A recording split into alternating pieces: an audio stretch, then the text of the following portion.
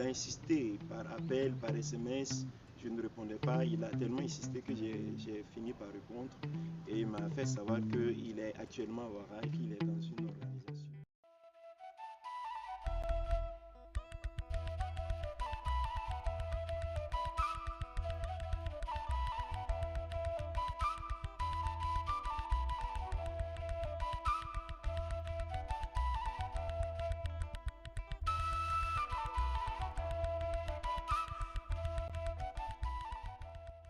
Généralement, depuis le lycée, pendant les vacances, je fais un peu du travail manuel, notamment la mécanique, la maçonnerie et tout. Donc c'est dans la maçonnerie que j'ai croisé un ami qui, entre-temps, s'est retrouvé à Ouaga.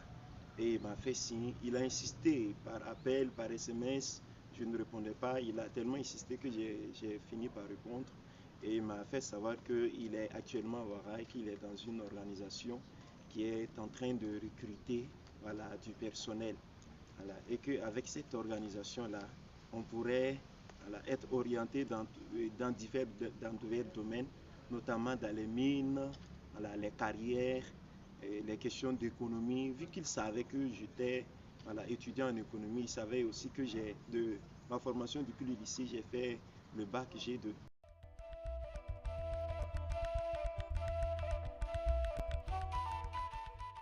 Il insistait à ce que j'envoie mes dossiers. Je lui ai dit de faire les dépôts. Voilà. Il m'a dit d'envoyer les dossiers et d'envoyer les frais de dépôt qui s'élevaient à 2000 francs. Voilà.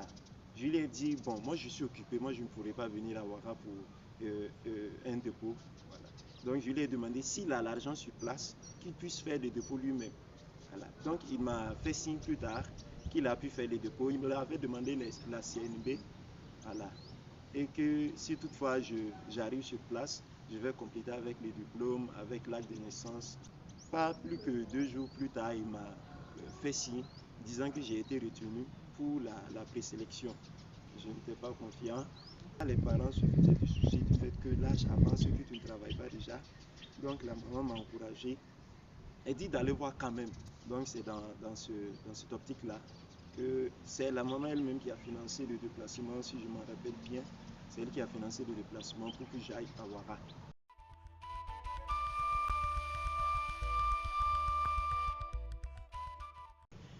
Je me disais que c'est quelqu'un déjà, bon, la moindre des choses, c'est d'avoir un moyen de déplacement. Alors, il ne l'a pas fait connaître. Je suis descendu à la gare vers Gounguin. Je me rappelle bien. Et j'ai marché de Gounguin jusqu'à l'échangeur du... Je crois que c'est l'échangeur du Nord. Il y a un échangeur qui avait été construit sous le mandat du président Roch là. Je ne me rappelle plus du quartier.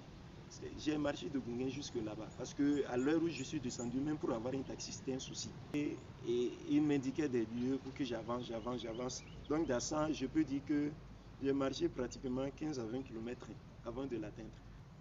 J'ai dépassé carrément la ville et je suis rentré dans un quartier, je pense que c'était, si je me trompe pas, c'est Bassinco, c'était un quartier nouveau en tout cas. Voilà, c'était un quartier où les gens se construisaient nouvellement. Donc c'est juste que vers là-bas qu'il est venu me croiser. Il m'a conduit de là où il est quitté pour venir me croiser également. Nous avons fait une bonne distance, au moins 3 km de marche avant que nous n'arrivions sur les lieux. Je suis allé trouver une cour. On a pris une villa spécialement pour les jeunes. Ils sont nombreux, ils sont tous garçons. Les jeunes, si je ne me trompe pas, là, ça pouvait valoir la cinquantaine ou la soixantaine de jeunes dans un salon. 60 jeunes qui doivent cohabiter dans un petit salon. D'autres même dormaient au dehors. Pourtant, c'était pratiquement le début de la saison pluvieuse, si je ne me trompe pas. Et le lendemain, nous nous sommes réveillés très tôt. Le lieu de l'entretien, le lieu où ils logeaient n'était pas trop loin. Donc, on a marché à aller. Et lorsque je suis arrivé, il y a quelque chose que les jeunes là-bas ont en commun. On est en train de leur apprendre la mentalité des riches, comment devenir riche en telle ou telle année, comment avoir le mental de riche et tout. C'est des trucs comme ça. Il y avait un jeune homme court, bien vesté, bien cravaté, assis dans un fauteuil roulant comme ça. Alors, il dit que ils sont une organisation qui reçoit en quelque sorte comme des projets et qui recrute des jeunes pour les affecter, qui les forme et les affecte un peu partout. Et il m'a dit que je suis libre de choisir la filière que je veux, notamment la filière qui voulait le plus de monde. Il m'a parlé des mines. Et par exemple, en Côte d'Ivoire, présentement, ils ont besoin de beaucoup de personnes dans les mines. Et que moi, avec les qualifications que j'ai, je serai très vraiment mieux placé pour y aller. Si c'est les paroles pour convaincre, ils en ont. À la fin, il m'a dit que pour intégrer, vu qu'il y a beaucoup de candidats, que moi j'ai vu beaucoup de jeunes dehors, ce que j'ai vu par exemple la nuit dernière, là où nous avons dormi, que ce sont des jeunes et ils ont déjà payé, ils ont commencé leur formation. Mais tous ces jeunes que je vois dehors sont sur la liste d'attente.